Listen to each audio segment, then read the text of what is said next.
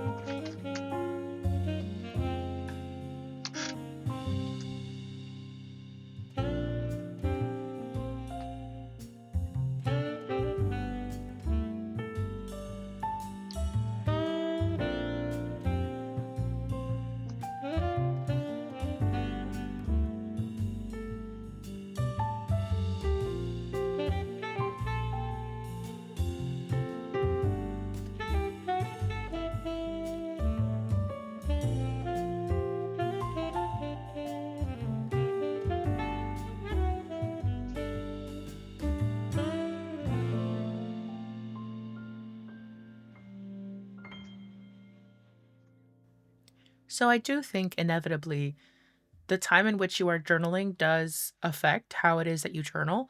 It's why I think that backlogging brings with it a different type of journaling than journaling in the moment does.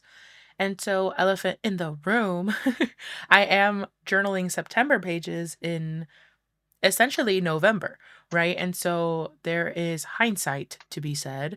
The journal page is not going to look the same if I'm journaling on a week to week basis as if it would look if I'm journaling 2 months behind, right? And so I do have a bit of a backlog still left. And I do have to kind of catch up because I know myself and I am the type of person who, once the year's up, I'm not going to go back, right? So, like, there are journals that I have to finish for 23 and 24 that I haven't, and I'm not going to, right? Like, I'm not kidding myself anymore. I know that once the year is done, it's very unlikely that I'll go back and backlog at that point.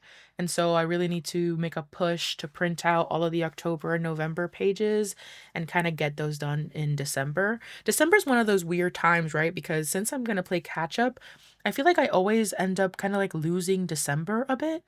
And so I wonder if I can kind of use my digital journaling to my benefit because I'm going to be backlogging October and November, if I can kind of keep track of things in December, or if maybe I just need to be one of those people that starts journals in December instead of in January. I don't know. That's something that's been on my mind lately. And I bring this up too because the way that I journaled these pages in September, I'm thinking about how it is that I'm going to be journaling in the new year in 2026 and how I decided that I'm not going to be in a hobonichi. I did have a video that kind of talked about that. If you haven't watched it, I'll leave it linked up above. I decided to go into an undated journal, the Midori day per page, because I am wanting to journal in a more conceptual based and less in a time frame base. So I'm kind of thinking about, okay, what journal do I want to have, or how do I want to collect day-to-day information, because I do like the timeline, right? Like, time is important to me in that aspect. But if I have, let's say, timestamps on the images themselves, I don't necessarily need to journal them on those specific days. And so in these pages specifically, I'm looking for threads, for connections, especially in this journal, because this journal is more conceptual in nature and I really want to bring that home in the new year in 2026, is that this is kind of like an artist's journal. When I first created the Magpie journal, it didn't look like this. The Magpie in 2024 was more of an art journal and a sketchbook, and it was created with the intention, and it was inspired by Rebecca Rehnquist. It wasn't my creation, but it was created with the intention to be a place for inspiration that I could go back to um, for a visual vocabulary. And so the Magpie, as it stands now, as it was in 2025, became a place for me to again capture what I'm paying attention to. But I want it to be more than that. I want it to be very commonplace in nature, right? That's not going to change. But I also want it to be kind of conceptual, and um I have some ideas of how I'm going to approach that, and I'll talk a bit more about that when I start when I share the setup video for that journal. But I have all those thoughts kind of like in my head as I'm preparing these pages for and backlogging these September pages. And so, I one of the spreads that I often do is the quotes spread. And if there was any quotes that I felt kind of worked together, I kind of separated those. But there does end up being quotes that, they're just kind of standalone. And when I have that, I'll create kind of like a dump page, which is what you would have seen there. Something that I've been doing a lot lately, and you can kind of see it here, is I'm journaling in a lot of different spaces, right? Because I'm one of those people that really likes changing it up and being in different sizes. Rings has been really beneficial in that sense, in that I can kind of be in different sizes, and then at the end of the day, I can put them all together and have them meet in the A5. And so that's not changing in the new year. And right here, I was journaling about The Haunting of Bly Manor. I rewatched it for the first time in a few years in September, and I had written some quotes and some things on the pocket and the Me Plus pocket. And I wanted to transfer that in, but I had, or like glue in the pages, but I had written on the back. So what I did was I transferred what I wrote on the back of the page onto the A5 page here, as you can see. And then I was able to kind of glue it down with what I wanted to show, which was some of the quotes that I collected.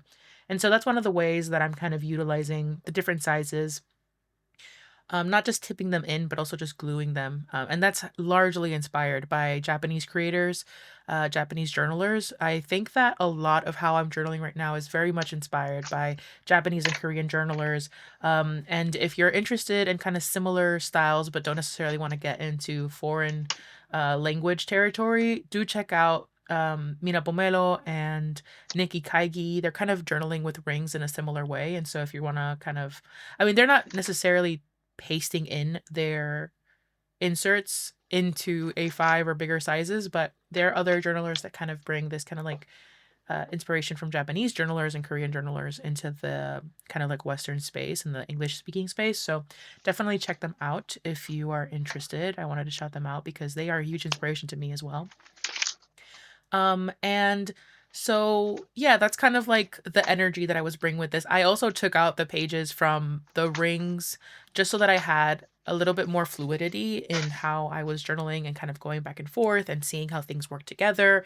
It feels very tactile. I'm having a lot of fun with how tactile journaling is feeling these days. And I really love that the kind of scrappy nature of it, the fact that they're I don't know, it just feels good. It feels good as someone who likes working with their hands and is very crafty, it feels crafty. Something else, kind of keeping in mind this idea of like, um, why I decided I didn't wanna have necessarily dated pages.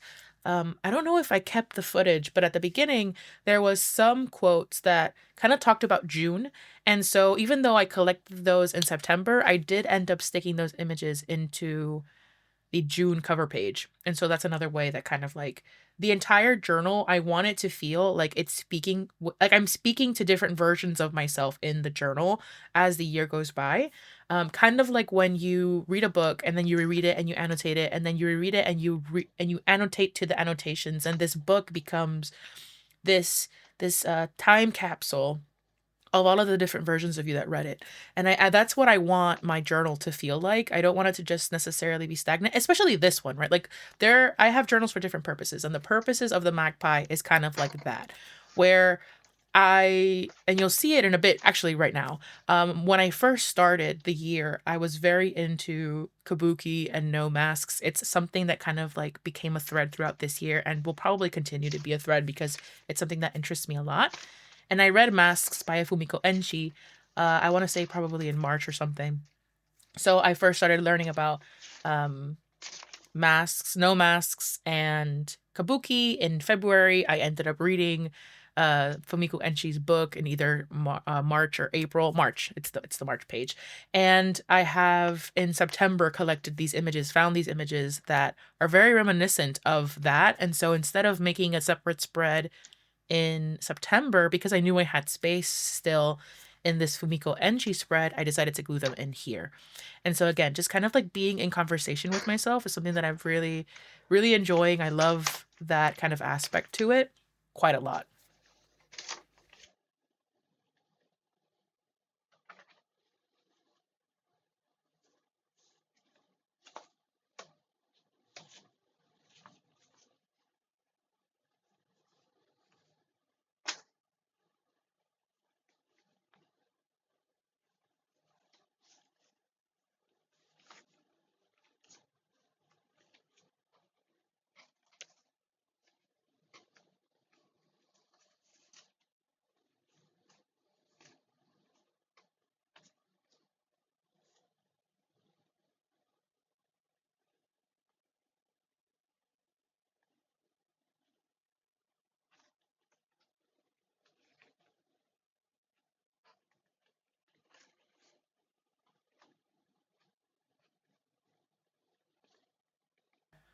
I was gonna put in a musical break here, but then I realized I kind of wanted to highlight this because I think it's an interesting kind of like look at my process. Originally, what I wanted to do with these images was okay, I have quite a lot of Luffy and Zoro images, so I'm going to put them together. And that was the original plan. All of these images of Zoro that you're seeing on the screen, he says a variation of I'll come with you. And then there's this one kind of like square image that you see on the side that says, I understand the I will die for you ship dynamic, But what about the "I will not let you die. I will not let myself die. We will at any cost survive" kind of couple? I was gonna put them together, not necessarily because of what it said, but because of the fact that it was Luffy and Zoro. But then I remembered that I had this other fan art on the side of a Deku and Bakugo, and so I kind of made a mental connection. Hey, I kind of relate this quote with them. And what's interesting is that I might not have had that kind of idea if it wasn't for the fact that visually the images weren't working that well together. And so I had to kind of pivot a little bit. And then what's more interesting then is that I kept seeing this "I'll come with you" kind of like wording that Zoro's saying. And I realized, you know what? I have other fan art of completely unrelated um, dynamics. For example, Brienne and Jamie from Game of Thrones, which I have that screenshot because one of my best friends was watching Game of Thrones for the first time and I sent that to them, and so I had that screenshot. I also had another image of Gojo and Geto from JJK, and if you know, you know. And then I had another image from Demon Slayer fan art with Mitsuri and Iguro. And what came into my brain all of a sudden was this concept of please don't go where I can't follow. And so I put these images together, and then aside from that, I remembered, oh, crawling back to you, another song lyric that I felt went really well. And so I think that is really another example of the power of um, sort of trying to connect the things that you're collecting through concept and not through time, right? Like, I think it's richer. It's a richer conversation with yourself when you can kind of see all of these different things that you're collecting, and maybe they are not even of the same fandom or not even close to being something that relates to each other, but you connect them in your brain because of the things that you are consuming, right? And so I ended up with two different spreads that I didn't originally plan to put together because I didn't collect them at the same time, and somehow still forms a narrative even without me having to write anything, which I think is really fun and also really powerful.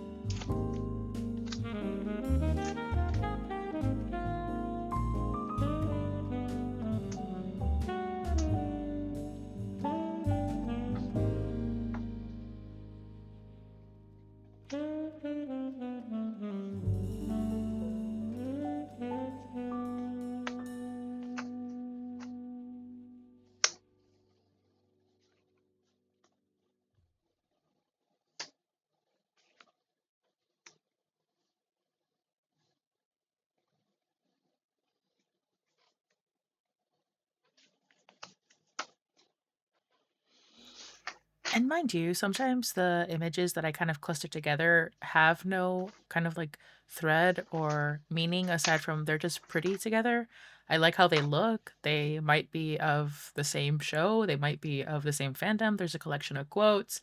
Like it's not always the same reasoning. It's just kind of like what I'm being called to. And I think at the end of the day, that's kind of like what journaling is, right? Is whatever you're being called to. So it's not like I have any rules or there's necessarily any rhyme or reason. For the most part, the way that that's kind of been manifesting in the hobonichi this year has been that when it's more conceptual in nature, for the most part, not always, but for the most part, that ends up in the daily pages. And when it's more like, oh, this is pretty, or these are kind of the same fandom, or um, similar themes or something like that, those usually will end up in the vertical weekly or in the monthly, which, fun fact, I forgot that the monthly existed for most of this journaling session. Second fun fact, this journaling session was almost 2 hours long, so I condensed it to the amount of this video, but it was almost 2 hours, so it was quite a lot of footage. It was a little bit tedious to edit through. And I don't know, there's like something really weird going on with the audio. Like it feels clackier than usual, and I don't quite enjoy that, but hopefully I've mitigated enough through processing that it's not too shocking to the ears. Another thing that I realized, kind of like at this point, is that I didn't go through some of the quotes. So I wanted to just kind of read to you some of the quotes that I collected, and if any of them resonate, then yeah. So there was one quote by Jumpa Lahiri, which said, "Someone asked me, 'Who do you write for?' And I stood on that stage, this incredibly green writer, and said, 'I write for myself.'" There was total silence. And I think that resonates for me as a content creator, as an artist, like a newbie artist, right? That's just coming into their own, and as a journaler, even if you don't share, right? Like, um, I know that there are some people who, when they journal, they think about others potentially reading them. Like, I know that there's some people who write for their children or things like that, which is beautiful and definitely one way to journal. But in my case, I am mostly journaling for me. And I think that this type of journaling in the magpie is interesting, right? Like I think the that dichotomy between the our studio journal, which is more like these are pictures from my everyday life, versus the magpie, which is kind of like the digital ephemera of what I'm consuming every day, the more digital side of my life.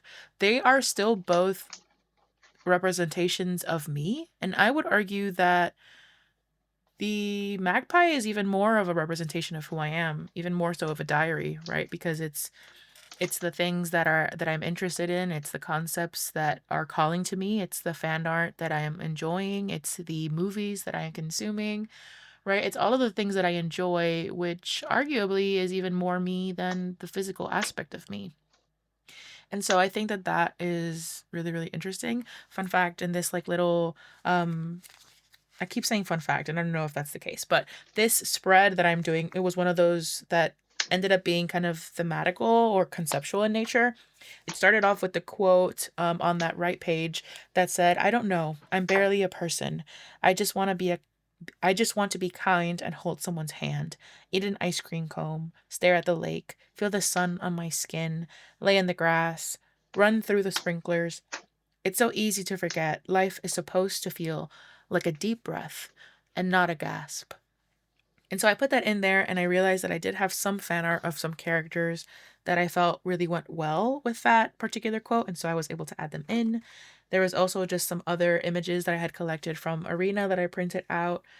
Everything Wants You When You Want Nothing, and The Phoenix Process, which goes from loss, change, disappointment to pain, grief, heartache, and anger to broken open to surrender to releasing old patterns and to transformation. And then there's a screen cap of a character, which I'm not going to say just to avoid any spoilers for anyone who watches it, from My Hero Academia there as well. And then there was just, so that was conceptual, but then the next page, I'm just adding images of this official One Piece art that came out, and then all of the fan arts that I collected, that one right now that you're watching on screen, and then different fan arts that I collected kind of like in response to that one. And so, yeah, it's just different ways of journaling and interacting with what I like to call the digital ephemera. No rhyme or reason, no real hard, fast rule, just certain things that kind of make it a little bit easier for me to then sit down and kind of decide how I'm gonna paste the images in and so on. Um, and that's kind of just how it ended up being with this particular journaling session.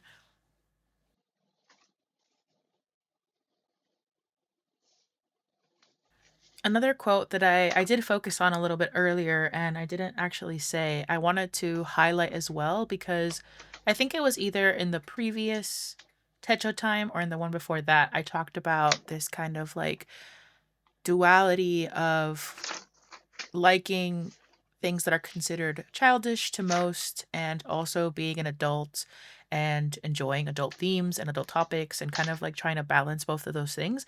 And so I think this quote by Anais Nin that I came across is like a perfect kind of like representation or kind of call to that feeling. And it says, "We do not grow absolutely, chronologically. We grow sometimes in one dimension and not in another, unevenly. We grow partially. We are relative. We are mature in one realm, childish in another. The past, present, and future mingle and pull us backward, forward, or fix us in the present. We are made of layers, cells, constellations." And that both resonated and felt really beautiful to listen to and also reminded me of something that Moonlit Journal said in a video of theirs and as a comment, I believe, in one of those Techo times. And it's like, we are all of these versions of ourselves at once. And we should love the things that we love, regardless of what society might deem childish or adultish. Of course, within reason, guys. Let's not go to extremes here, but in the realm of this topic, that's technically what I mean. But yeah, I really enjoyed this session. I'm glad that I was able to kind of like paste everything in, because there was so many images, and like I said, I still am behind 2 months, so I have to do that. Now what I'm doing after I just, like, inputted the pages back into the rings is adding in all of the little extra segments that I had taken out and kind of finding a new place for them, because where they lived in originally or where they would have gone, like, for example, here, this should have gone in this spread. I didn't really wanna separate the 2 Luffy pages or the 2 One Piece pages, so I ended up moving that into the quotes section, because I felt like it worked there pretty well. And so here's another example of me kind of choosing the concept versus the chronology, in terms of when I cluster things together or how I cluster things together. Um, and yeah, I think that we have time for one more musical break, and then I will come back to kind of close it all and give our final thoughts on the matter.